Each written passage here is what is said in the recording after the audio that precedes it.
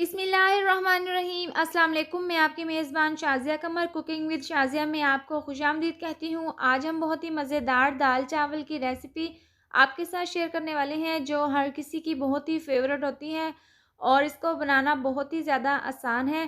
तो चलिए इसको हम बनाना शुरू करते हैं।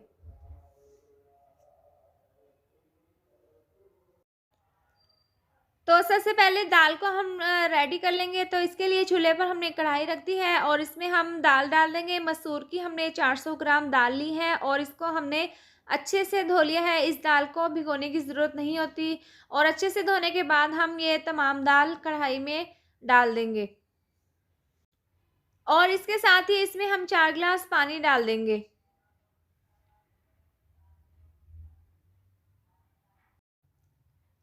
और 2 चम्मच इसमें लहसुन अदरक का पेस्ट डाल देंगे और अभी हमने चूल्हा नीचे से ऑन नहीं किया।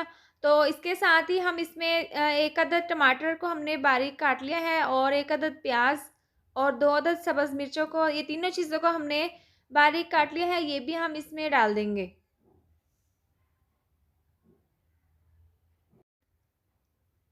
और 1 चम्मच नमक इसमें डाल देंगे, 1 चम्मच पिसी हुई लाल मिर्च, आधी चम्मच हल्दी पाउडर,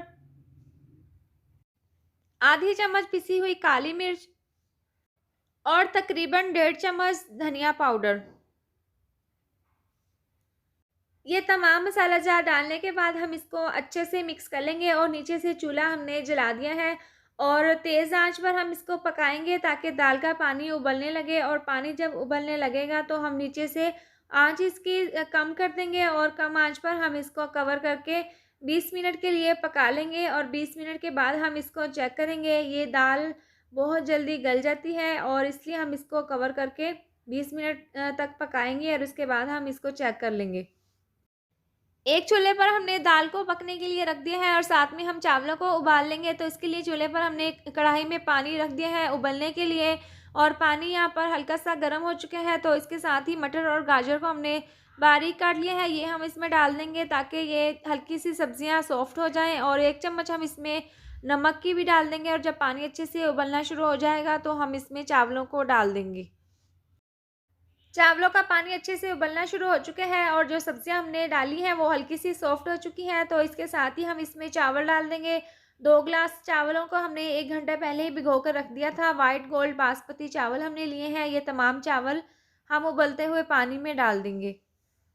चावलों को उबलते हुए 8 मिनट हो चुके हैं और हम यहाँ पर चेक कर लेते हैं। तो चावल यहाँ पर अच्छे से गल चुके हैं। तो इसके साथ ही हम इसको सुराखों वाले बर्तन में निकाल लेंगे।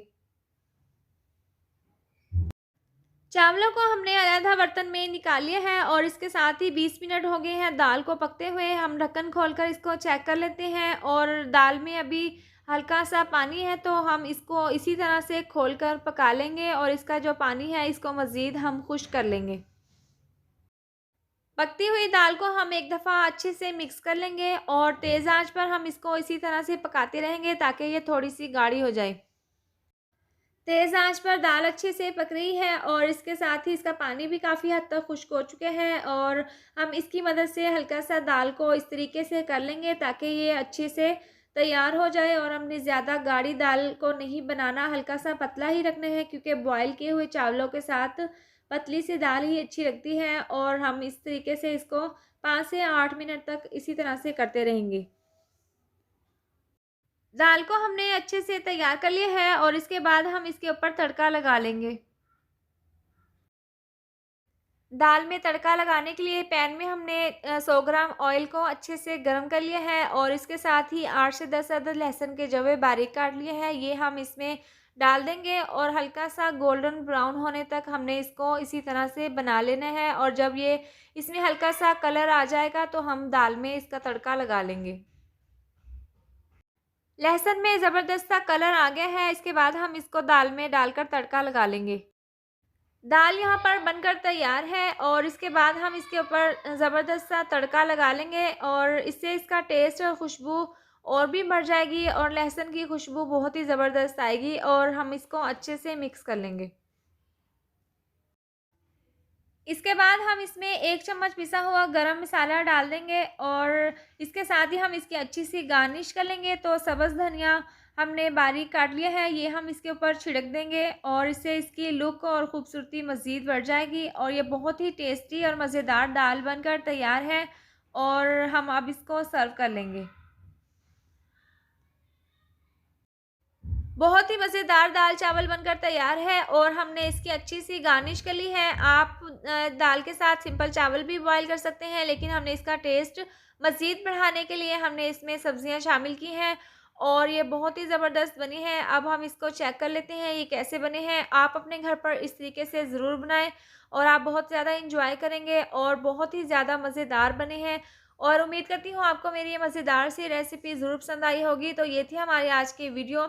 अगर आपको हमारी ये वीडियो पसंद आई हो तो इसको लाइक करें, चैनल को सब्सक्राइब करें और नीचे दिए गए बेल आइकन को दबाएँ ताकि मेरी आने वाली मज़ीद नई वीडियोज़ का नोटिफ़िकेशन आपको मिलता रहे। अल्लाह हाफ़िज़।